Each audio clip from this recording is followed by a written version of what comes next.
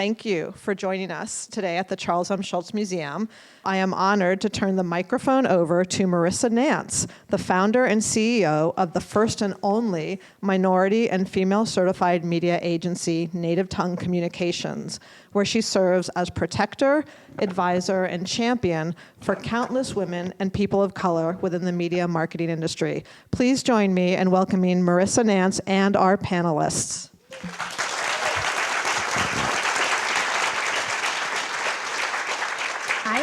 I need to just come here more often. I love the sound of that. That person sounded very important. I don't know who that is, but I would like to meet her. She sounded pretty amazing. Well, first of all, thank you all for coming.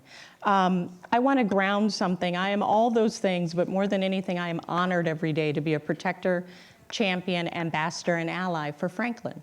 My agency represents Franklin, and we do the good work that is in his spirit and in his heart every single day. So I am honored to be here on his behalf and sitting on a stage with these great folks and all of you. So thank you for that. And kind of to that point, there was a great quote not too long ago, and it was, "I'm not a role model."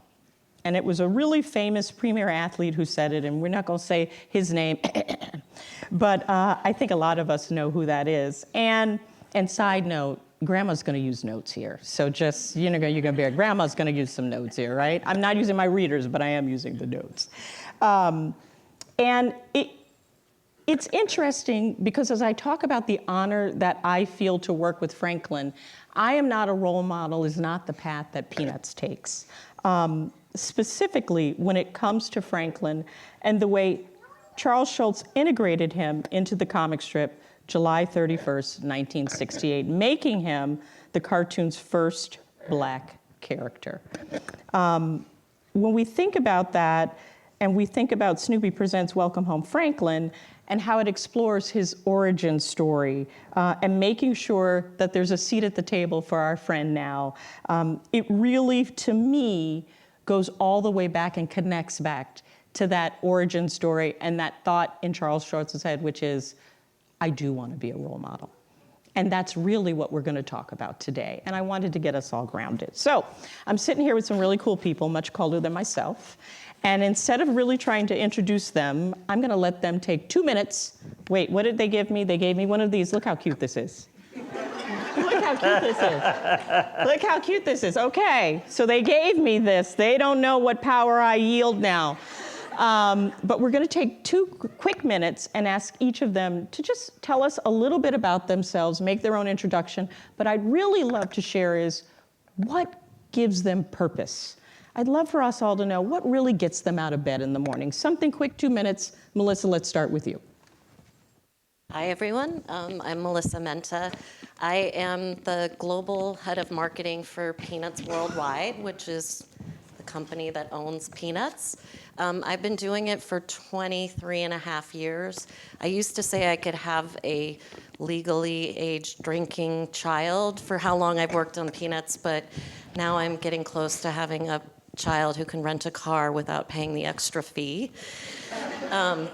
What drives me to work on Peanuts and have for so long is how much I admire Charles Schulz for creating such an amazing body of work that speaks to human emotion. And there's so many different things you get to do. You get to go to NASA and take the elevator up the side of Artemis 1 and drop Snoopy, the zero gravity indicator, off. And you get to work on specials like Welcome Home Franklin with this amazing panel. That's awesome. How about you? So my name is Raymond Persi, and I was the director of Welcome Home Franklin. And I started my career on The Simpsons, and I've been a director and an artist on shows like that, and on some Disney movies like Wreck-It Ralph and Frozen over the years, and some stuff with the Minions. And most proud of what I've done with Peanuts. I've done a few specials with the Peanuts characters. And I think what gets me up in the morning, gets me excited, is I just like making stuff and sharing it with people. And I like putting ideas out in the world for people to get together and talk about amongst themselves.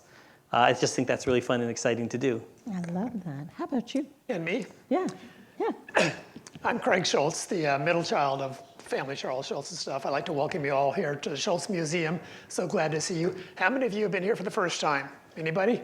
Wow. Look Wow. at that. Okay, All well, right. we sure hope you come back more often because there's always great stuff to see.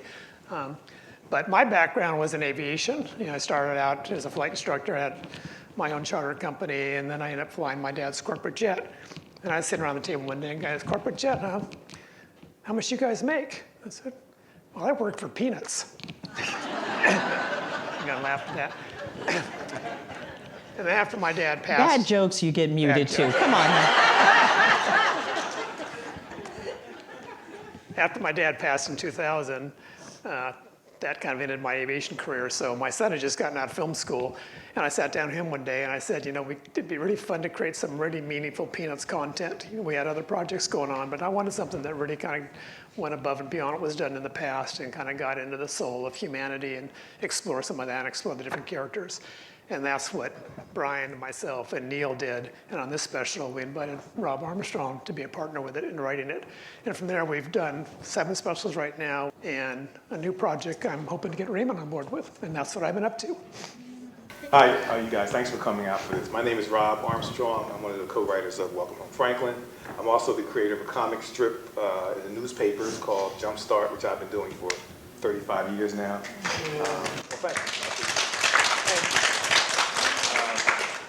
What gives me purpose is paving the way for other people, especially kids.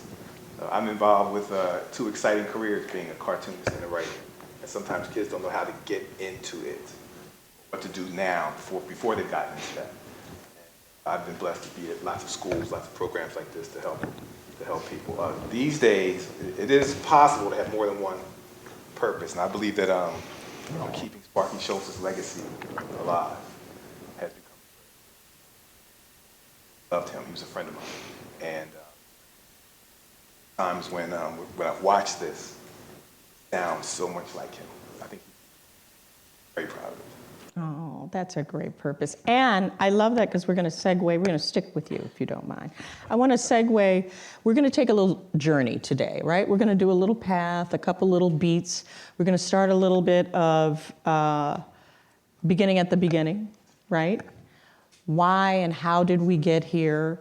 Talking a little bit about how what we do today ties back to the mission that Craig's father began so many years ago.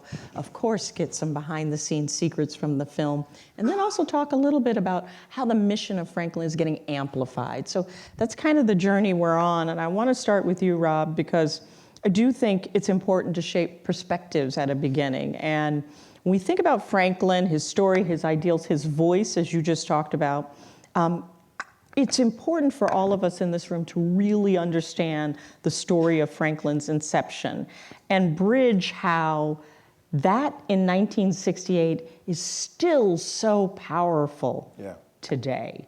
And I've heard you tell that story, and it's moving when you do it. So do you mind giving us, a version of it today with the time we have? So Franklin was created when I was a 6-year-old, 1968. And I was already a big Peanuts fan. And my family, so the same month that Franklin was put into the comic strip was July, the end of July, at the beginning of July. As a 6-year-old, my oldest brother, who was 13, was killed in a freak accident. He was caught between the doors. I'm from Philadelphia, a big city, so we were right near the subway. And my brother was caught between the doors of a moving subway train at 13. So we lost him on the 1st. The family went into a deep period of mourning, and I still miss him. He was something else. He was an outsized little boy, and he had this big personality, this big character, and I didn't. I was a shy kid, and I thought that losing him, all hope was lost for me. It was strange. And the end of that same month, hope was restored because I saw this little black character in my favorite comic strip. I loved Peanuts before Franklin was in it. I learned how to draw Snoopy when I was 3. So I was like, whoa. And Charlie Brown, I could draw, because if you can draw a circle, you can draw Charlie Brown. I'm like, I can do all of these characters. They all kind of look like Charlie Brown, Don't let all the secrets out, Rob. Don't let all the secrets out. So Let's talk about Franklin. So 20 years went by, and I became a syndicated cartoonist myself. I'm cutting out a lot of stuff because getting a syndication deal is extremely difficult. And at the time, I was one of only 4 African Americans in the country with the syndication deal, and I was the youngest of all of them.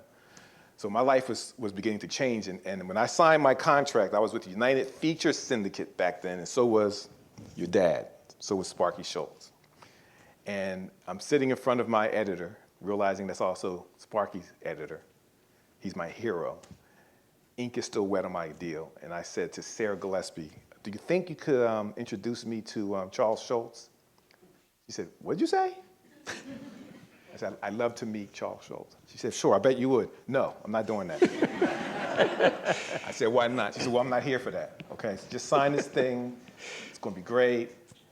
And I was so crestfallen that she stopped and said, oh, man, tell you what, why don't you send him one of your comic strips? He likes that. I happen to know that he likes when cartoonists send their work. I said, really? She said, sure. And she slides across the desk this place. This wasn't built yet. This place. One Snoopy Place, Santa Rosa, California. I'm looking at this guy's address. First of all, it's one Snoopy Place. I'm thinking, he's bigger than I thought. But he gets the whole street. He gets the whole road. Right. And I think it's important because you're talking about your origin story and how Sarah helped you and meet Sparky. Right. But I also want everyone, just for a few minutes, to get a sense of Franklin's origin and the teacher that wrote in. And I've heard you talk about that really passionately. And I'd love just 2 seconds of that before we transition. Okay. I'm selfishly, I want to hear you tell that story. So Franklin did not come into the strip easily because someone had to do some prodding to get Sparky to consider it. Her name was Harriet Glickman. I met Harriet here at this museum, on this stage, actually. And she was very persistent, and she knew that Charles Schulz had the power to change a very troubled nation. Dr. King was assassinated that year, and she thought, wow, this whole country's in upheaval. I bet this man could use his platform to make things better. And she asked him to, and he said, I'm not doing that. Which is fair, I think. I'm a cartoonist. It'd be very difficult for a letter to get me to do anything. Doesn't matter how important it might seem. So he resisted. She persisted. And she knew some very important, prominent black people who were in politics, and some of them wrote letters. And it started to resonate with Sparky Schulz. And he decided to do it. He's reluctant to do it, just to be clear, not because he had something against her cause or even the greater cause of humankind. He felt that what he was faced with was potentially patronizing black people because he didn't have the black experience. So he felt people might take this the wrong way. But he took a chance and he put Franklin in. And when the syndicate got his batch of strips that had that meeting of Franklin and the beach ball and all that, and Charlie Brown and all that, they reached out to him and said, Sparky, his editor, we're not going to run the batch you just sent in. He said, really, why is that? Now, just to be clear, this does not happen. I've been doing this same job for 35 years. They never say we're not running a batch. And at the time, Peanuts was huge. Already Peanuts. He was maybe at the zenith of his career at the time. And he said, why not? And his editor said, there are certain parts of the country where they're not going to receive this black character very well. And Sparky said, well, either you run them as I submitted them, or I quit. And the editor said, we'll be running them like you submitted them. It probably sounded like, you know. But that fortitude and that focus and that going from a point where he said, I am not a person of color. I don't have that lived experience. I'm not comfortable trying to tell this character's story to, you run it or I quit. Can you imagine that arc, that mission, that mortality arc, that ethical arc? And I like to think, Craig, that red thread runs through to this very day. And I just want everyone in this room to think about that, right? As the shepherd, you are the shepherd, the ally, the ambassador, the keeper of that mindset. Let's remind everyone, you run it or I quit. What kind of incredible person and man does that? And, right. And you and your family and you are the shepherds of that to this day. And back then, it was a strip. It was a strip. You now do that throughout all that we see and more. Oh, I'm magical. Did you see that? Did you see that? Wow. But I can't imagine having that responsibility.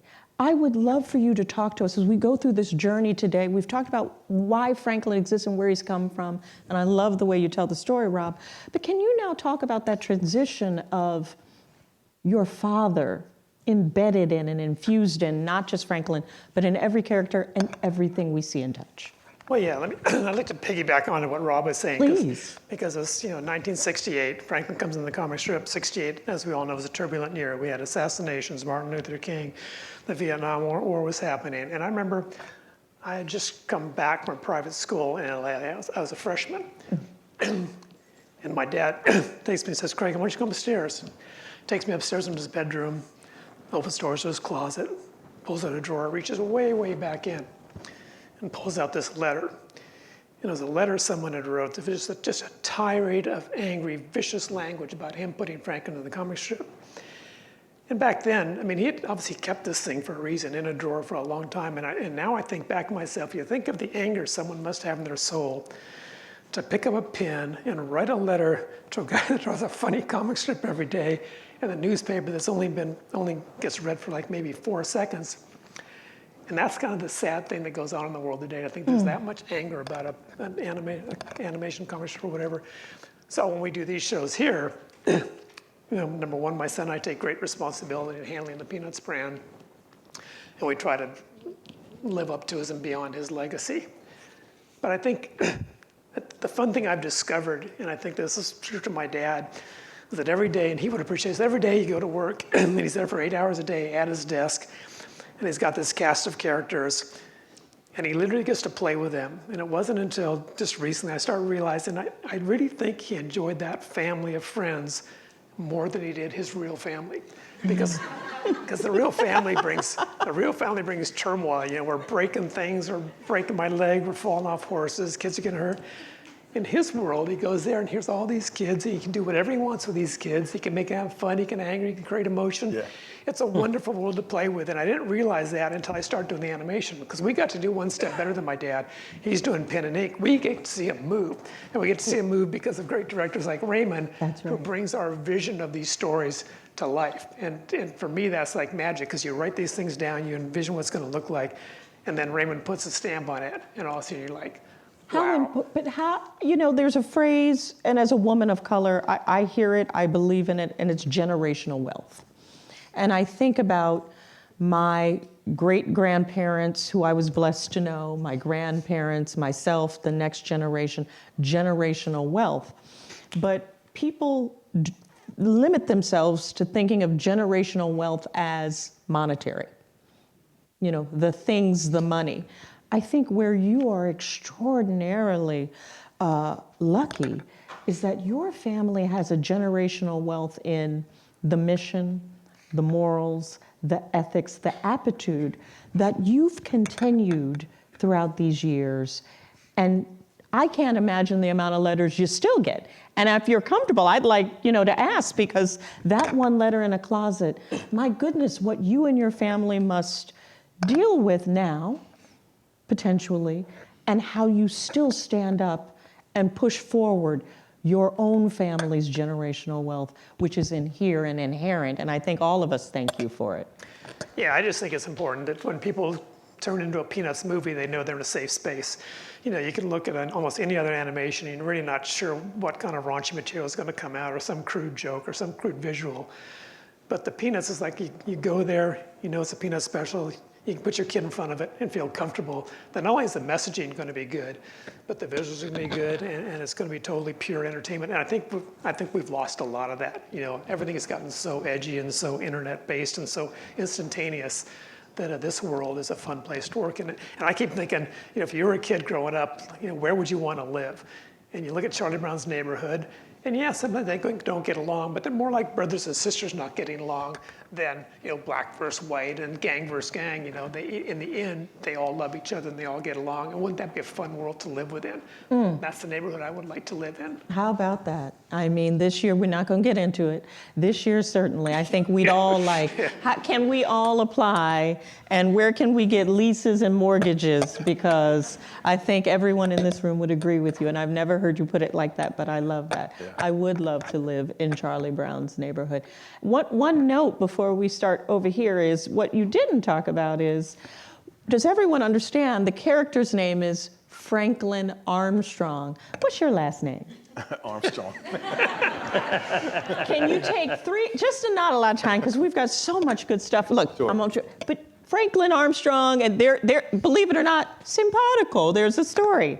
So when I sent off that first letter and that first comic strip to Sparky, he was Charles Schulz back then, but I sent him this strip where I mentioned Snoopy in it. One of my characters is a nurse. She's married to a cop in JumpStart. And the nurse is washing dishes, and she's singing, "Hang on, Snoopy, Snoopy, hang on." And then the cop character walks in the kitchen and says, "You know that song is saying, 'Hang on, Sloopy,' right?" She goes, "What? That song you're singing, it's not about Snoopy at all." She goes, No, it's "Hang on, Snoopy. I've been singing it my whole life." He says, "Look it up." He leaves. She's like, "That's so weird. Hang on, who's Sloopy? What is that?"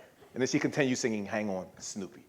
It's very funny when you see it. I know it's not funny to hear. I visit him, so I skip over a lot of things to get to the point. That I visited Charles Schulz, and by the time I left that visit, he was Sparky Schulz, because he welcomed me here, right down the road here, into his office. And I walked in and I saw in a frame above his desk, "Hang on, Snoopy," my cartoon down there. And he didn't have believe it or not, there's lots of cartoons everywhere around here. He didn't work around that. His office didn't have like cartoons all over the place, not even his own. He had some paintings, you know. He had a lot of books, lots of books. But to see that was for me alarming. I just went, "What is that doing up there?" And he said, "Your strip has what Peanuts has, great characters. Great characters, that's the whole thing." 4 years later, I get a call from him, and he said, "You busy?" I was very busy. But I said, "No."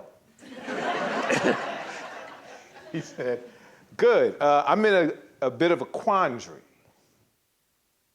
I said, "What's a quandary?"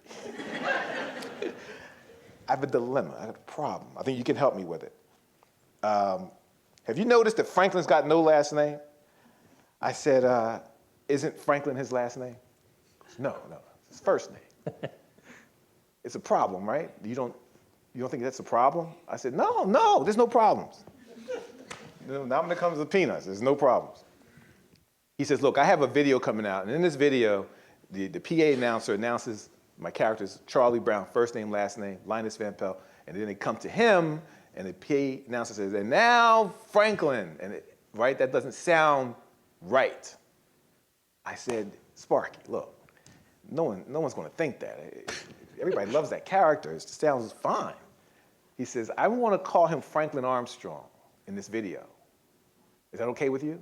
That I'm using your name like that?" I said, "You don't have to do that. Believe me, people love this character, man." He said, "Look, if it's okay with you, I want to change his name, okay?" I said, I'm honored. He said, "Good, thank you." Click.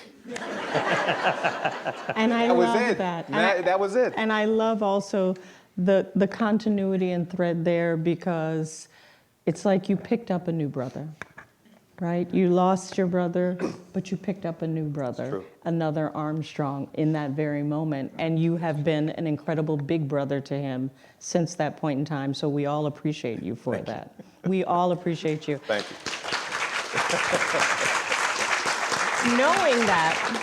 Knowing that, as we start to think about where Franklin came from and look all that he is, and the shoulders that he stands on, and the responsibility that he has, and the shepherding of that through this way. Ooh, you had a lot to deal with. I mean, it can't be easy. As someone who inherited that, literally needs a last name, must live up to these incredible ethical, moral standards. And not only did you do it, let me tell you, you knocked it out of the park. Yes. And I think, can we get one more applause for that, thanks? You knocked it, and I'd have told you if it wasn't good. It was good. It was good. Expect so, It yes. was good. It was great. It was beyond good. But I think everyone here, this is a once in a lifetime. We love the film. We love the work you did. We'd love just to hear from you. What went into that? How did you feel accepting that responsibility? What inspired you to accept that responsibility? And we'd love any kind of behind the scenes. What don't we know happened to get here? It looks easy, right? You look at it and it's beautiful on that screen. I mean, how much hair did you lose? You're wearing the hat. There's still some up there, yeah. Can you give us just a little of that? I'd love for you to talk about that today. Sure. I was, when Craig and Brian had and Neil had the idea to, tell these deeper stories with the Peanuts characters again, I was invited to come in as a director. And so the first one I did was called It's the Small Things, Charlie Brown. And so when I would tell people I was working on this, I said, I'm working on some new specials with the Peanuts characters. Everyone had the same reaction. Oh. And so I was like, I can't screw this up. I have to do right by all these people that have such warm feelings for these characters and love for these characters. So that's where I started. And then when it came time, when I was asked to work on the Franklin special, at first that was still my mindset. I wanted to continue to do right by these characters and do right by the humor and tone of what we all expect these characters to be. And then while I first started it, I don't know if any of you guys have heard of the San Diego Comic-Con. It's this huge convention down in San Diego, right? And so the one year, my wife and I went down, and there was a side area that was, it just had these giant wooden cutouts of Franklin all around it. And it said the Armstrong Project. And I'm sure we'll be talking about that in a little bit.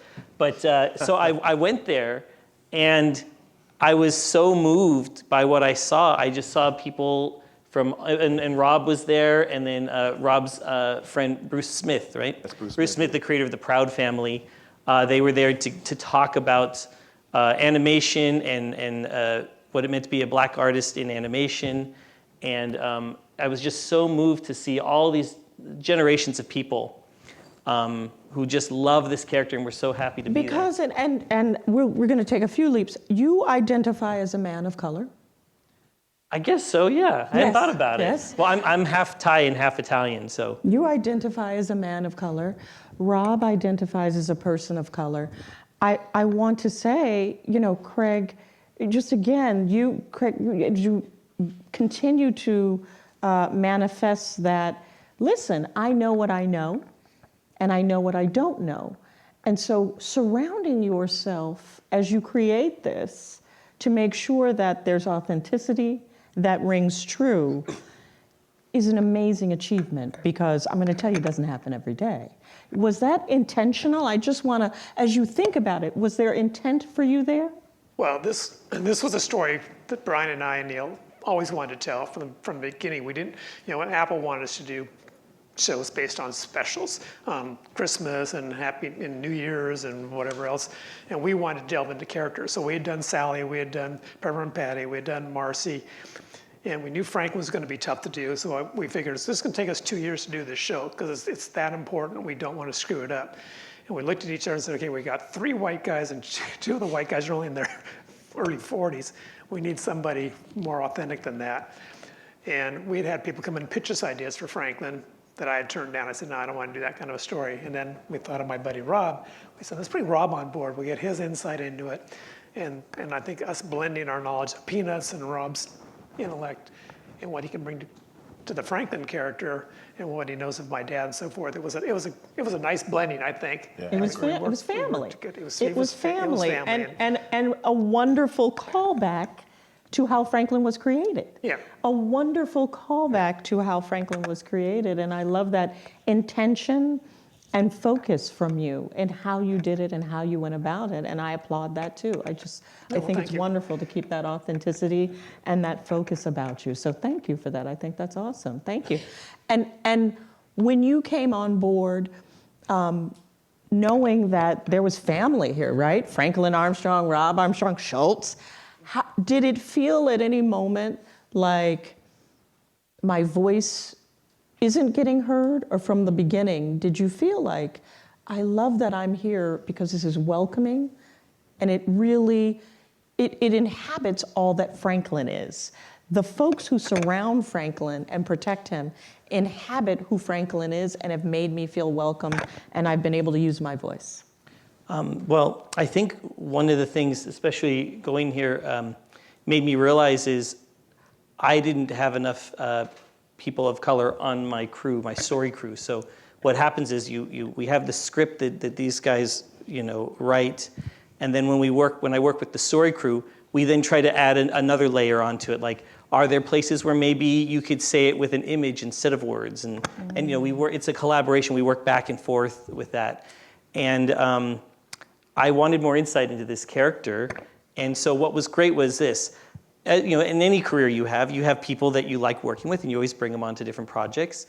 And I realized that just naturally, it just occurred I didn't really have too many people, any people of color on this special. So I reached further. We went deeper, and I found some really great artists that now it's like I can't wait to work with them again. They were amazing. And so as a director, your job is to tell people what to do. Keep things moving. You're the little eye of the needle that everything has to go through. But the other thing I had to do on this one really was listen. And one of the things that was really amazing was generationally, certain issues mean different things to different people of different ages. So there's never this is how everyone should think. This is how, there's always nuance, and everyone has a different experience as to what's important. I love all of that. And I think it really continues to amplify the mission and the mindset of Franklin. I mean, do you, just before we move forward, do you feel like you left this Franklinized? Do you feel like you took a little Franklin with you in your heart? 100%. It's like I've talked about it the whole time I was working on it, because just especially even simple things like the music I get introduced to. Now I have a new best friend with Robb. I love hanging out and talking to Robb. And was it on a beach? Was there a beach ball involved? We haven't gone to a beach yet. No beach. We'll go reenact it. Please, I need to be there. I will take the photos. I need to be there. I will take the photos. So it really affected me working on this, and kind of moving forward, realizing, one of the things I love is I always feel as a director I don't want to preach in anything I do. I always think, who am I to tell other people what to think? What I like to do, though, is work on projects that open discussions up, so that you leave and you want to, as a family or as friends, talk about what you just saw and filter it through your experiences. And to me, I think that's my job as a director. And I think you did an incredible job here. So we thank you again. Thank you for this. It is really remarkable. Thank you. So talked a little bit about where Franklin came from, talked about how who he is has been shaped and shepherded throughout time, how it's manifested itself in this incredible piece of content. But Franklin is more than a movie moment. He really is a meaningful movement. All that Franklin embodies and all that he wants you to be is that movement. And as I said, and sometimes I get a little emotional about it, I get honored every day to be able to be a shepherd, apostle, and ally of Franklin's mindset and that movement. And that's because of this woman right here. Melissa, as the marketing genius guru of all things peanuts, and I were able to work together. That's great. And create something that we are especially proud of. So we're going to beg a little patience. I think we're still good on time. And run a quick video, and then Melissa's going to talk to us and bring us home talking about the soul of Franklin and how that continues today. So let's go to video. My name is Robb Armstrong. I do a comic strip called JumpStart, and there's a whole bunch of people in my studio right now. It's my garage. I don't want to make it sound like a fancy studio. There's a car in here. One of the things I'm so excited about right now is my involvement with the Armstrong Project. The Armstrong Project is, at its heart, something that allows dreams to come true. The Armstrong Project is an opportunity for the Peanuts brand to help make a difference and change things in a positive way for young students who want careers in illustration and art, specifically at historically Black colleges. We don't know who the next brilliant artist is going to be. We have to make young people treat their aspirations, their dreams, as real. The power that we all possess to change our own circumstances and to change the world itself cannot be overstated. It's embodied in Harriet Glickman. She was an ordinary woman witnessing this world go through one of the most chaotic periods of its existence, the death of Dr. King, the separation, the rage, and she just felt, I have an idea and I want to share it with the creator of Peanuts. And if he can add a Black character to that platform, I bet he can calm the waters a little bit. He said, you know what? I think it's a noble cause, but I'm just going to come off condescending to Black people if I do that. That's a rational, yeah, it's a good answer. Harriet Glickman said, no, it's not a good answer. And she had a plan B. She kept pressing. He thought better of it and said, you know what? I'll do it. And when he submits his work, it's got a Black character, Franklin, in it, with a beach ball. Hey, Charlie Brown, I think you lost this. Very sweet. It was 1968. And they said, the strip you just submitted with the little Black boy, Franklin, I'm not running those. Schulz said, I will quit before I allow you to segregate out a character from Peanuts. If you don't run these comic strips just as I submitted them, I quit doing Peanuts. It was perfect. The timing for this world to see, wow, the Peanuts has integrated its cast. The world desperately needed that. One person can make a difference. It's a very little difference, not earth-shaking, but it's a difference. She was such a force of nature. Her determination clearly affected Charles Schulz. Strangely, I wasn't brought into that fold because of Franklin. I was just brought into the fold because JumpStart appealed to Sparky Schulz. My connection to Sparky was very powerful because he supported what I was doing so early on. I didn't have fans or anything. It was puzzling to me.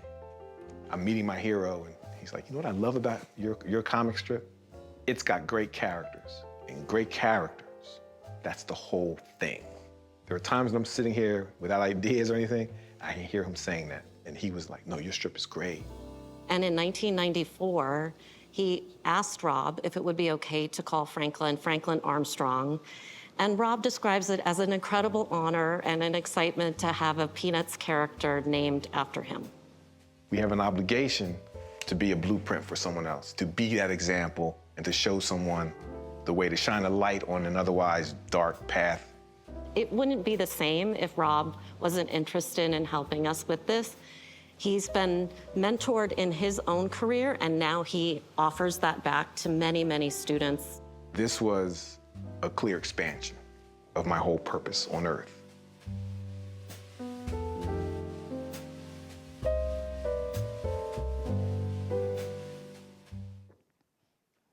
Not bad, huh?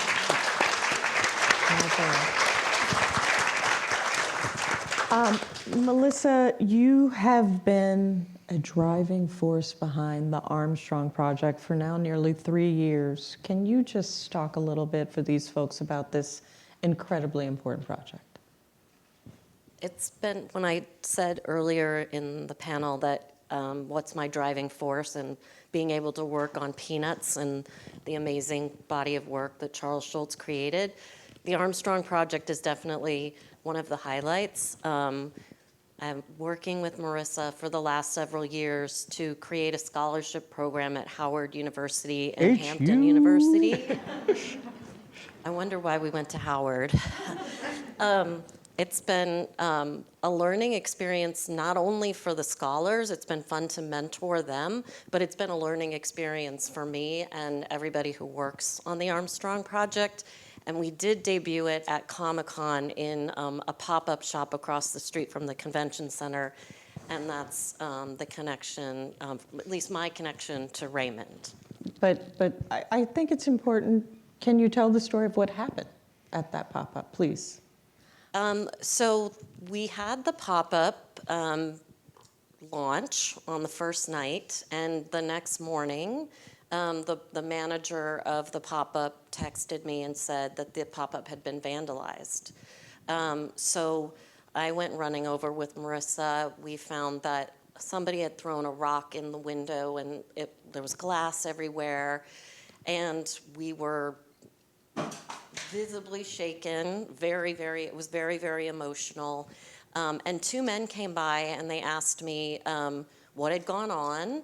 And I told them what had gone on, and it turns out they were a coalition of Black comic artists, and they came back that night. And that's why they came back, to show solidarity with Franklin. And I should say that it turned out that the rock was thrown by a homeless person, and it really wasn't a violent act. It was just a homeless person. Well, look, Melissa and I have... It was a violent act, but it wasn't what we thought. We're not labeling it a hate crime, Okay, but yes. it was not, he could have thrown that, we saw the video. He could have Wasn't a thrown, nice crime. No, he could have thrown it anywhere. He was very choiceful in where he decided to throw it, and it was right at Franklin's head, which made me a little upset. But I want to note that what's really important about that picture we saw earlier and the Armstrong Project is less than 4% of all animators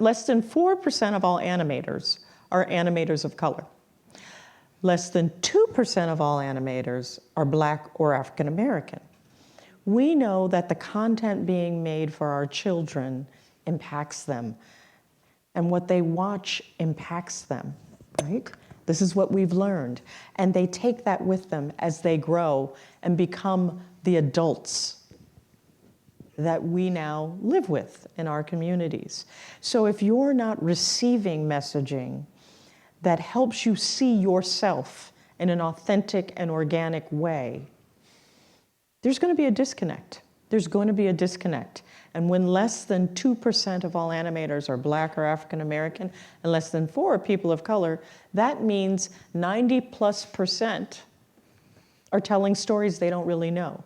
And I want to say that out loud because it reinforces what we heard earlier when Craig said, I don't know what I don't know. And I want to do this in a way that's not only going to resonate for the communities and audience that I owe, but also do right by Franklin and my father. And when you said, I had to stop and rethink my crew, that's what the Armstrong Project is, creating a pipeline so that these good people on the stage can continue to do that good work. Do you want to talk about some of the benefits and things we've done with the Armstrong Project so far? So we've had 2 scholars a year, we just recently announced the 3rd year of the Armstrong Project, but also we've extended it beyond, and we partnered with a coalition of designers called Harlem's Fashion Row, and within that there's a designer consortium called TIER. And they designed different pieces. Marissa is wearing a piece by TIER right now. And the proceeds from the sale of the Harlem's Fashion Row items go to the Armstrong Project and Harlem's Fashion Row. So again, bringing it full circle and making sure, and we're going to continue this year and continue to grow it. I encourage everybody here, we should have had a QR code, but please look it up, easy to remember after today, the Armstrong Project. And it's really all about creating that generational wealth we talked about earlier that's here. That's here, and I want all of us to walk away with that. Before we leave, or before we actually transition to some quick questions, I'd love to do a very quick round robin and ask everyone, can you crow a little bit about something you're working on? You all are a magnificent panel, and you're all doing amazing things. You hinted at something. Let's start with you. What's something big and fancy and important you're working on, and I think it has to do with an anniversary? So I have worked on the Peanuts brand for 23 and a half years, as I said. So I worked on the end of the 50th, the 55th, the 60th, the 65th, the 70th, and next year it's the 75th. So that is going to be a lot of fun. So starting this fall, you'll see a lot of different activities on the 75th. I love that. How about you, babe? So, I worked on these for 4 years, and before that I worked straight for over a decade or so. So I'm taking a little time off. And it's great. So my wife and I had a chance to travel. And Wifey, she's there in the front row. And as I think we can all relate to, just spending time with my little warm puppies. Aww. How about you? Yeah, and I'd say that, well, we got a lot of projects in the work, and they continue to come around. How about you? Well, I'm in my 35th year, again, of doing JumpStart. It's a daily comic strip. It runs here, I believe. I'm in 700 newspapers. It's the most widely syndicated African-American comic strip in the whole world. So that keeps me extremely busy. Thank you. But am I saying that to brag? Yes. I'm also, I've been involved with something called the Police Athletic League. The main character in JumpStart's a police officer in Philadelphia. And the Police Athletic League is a youth program where the mostly retired police officers get involved with youth, after school, athletic things and all that. And I've been named their national spokesperson. So I'm doing, thank you. I'm doing some speaking engagements on behalf of PAL, and yeah, it's been That's super it's been cool. I exciting. love that. Well, before we leave, I have been told there's a mic. Would anyone like to ask any questions of this incredible panel? Thank you so much. I won't stand to not block folks behind me. So first of all, just thank you all so much for sharing this experience with us. I have my 2 children and my wife here. My wife is a long-time Peanuts fan because she made me come, but I absolutely am thrilled about what's occurring here in the conversation specifically that's being had to the Schulz family, Armstrong, marketing genius directors, communications. Thank you so much. A couple of things. I'm a higher education administrator for California's first virtual community college that's statewide, and we are also very interested in launching an animated program. So I would love to talk with you all about how you're really taking this genius into the higher education system potentially as we look at the next generation of artists. Second, I am a alumni of the PAL program. Of where? Actually, the Policemen's Activity League. And from knee-high to a grasshopper, it changed my life, right? Avoidance from gang violence, avoidance from a lot of things that could have happened and made me a statistic. I would love to talk to you personally about that since you're the national spokesperson. And thirdly, I would like to say thank you all, each of you, in your respective stories and getting to this point. I do think you are saving lives by way of standing up. And I just wanted to say that. Thank you. Thank you. Any other questions? Here we go. Good afternoon. My last name is Armstrong, too. I don't know if it's any relation, but my family is from Philadelphia. It's cousins and But my family is from Philadelphia. That's not the question. But, my question is, I have 2 short questions. I'm 50 years old, grew up with the Peanuts, and I'm so happy to be here today. But I'm wondering, how do you keep the creative theme going to resonate with youth today? As you know, as it was, say, 50 years ago, as I was a kid growing up. How are you able to keep the interest going and make it relevant to youth of today? And then also, too, my son is a budding movie director. So what advice would you give teenagers or college students of color that want to get in this area of work? Thank you so much. I feel like, Craig, maybe you can take the first, and Raymond, you can take the second. Craig, what would you say? Yeah, I think it's interesting. I The even time, have something to add the to. time we're living in Please. now is different than when I grew up in the 1960s. Most kids I knew learned how to read from the comic strips. I mean, I did. I would sit up at night and read the Peanuts comic strips and BC and some of the other comic strips, and literally that's how you learn how to read. Now, when there's not newspapers anymore, with the comic page that people kind of see, they have to make more of an effort to do that. So from our point of view, we kind of had to change the way we're going to present Peanuts. And my vision back in 2011 was to create the Peanuts movie, because I figured if we had a movie come out, the movie was going to be symbolic of a rock being tossed into a pond. People might see the movie, but it was the ripple effect of that movie that I think really expanded the Peanuts universe, because it brought on a lot of licensees. It brought on a lot of attention to Peanuts, and to see them move and to see them in CGI was something totally new. And it actually, I think, has been very, very successful. But again, people keep asking, when's the next one, when's the next one? And the next one's in work. But Can I quickly, before we move quickly from that, we also need you guys to talk a lot about what you just saw today. That's going to help. That's going to help what you're talking about. What about for our aspiring, wave your hand, where's our aspiring director? There you go. So I'm probably telling you stuff you already know, but I would say you just keep making things. You make stuff, every time you make stuff with whatever you have at hand. What I love about technology nowadays is everyone can try to make things. You know, it's all in your hands. And work with people, like find friends that you like to do stuff with. Study, you know, and if you start to study film while you're making things, you're gonna learn more, because you'll start to understand what the directors were doing, because you're like, oh, that's what I was trying to do. And then as you continue along, try to take classes. And to me, that's the way to go. Like, you're building your base right now. So you're not trying to get rich and famous right away or whatever, like have everyone see your film. You're just growing now. And you just keep doing that, and then you start to see suddenly what you're making is getting seen by more and more people over time. Hit us, Mel.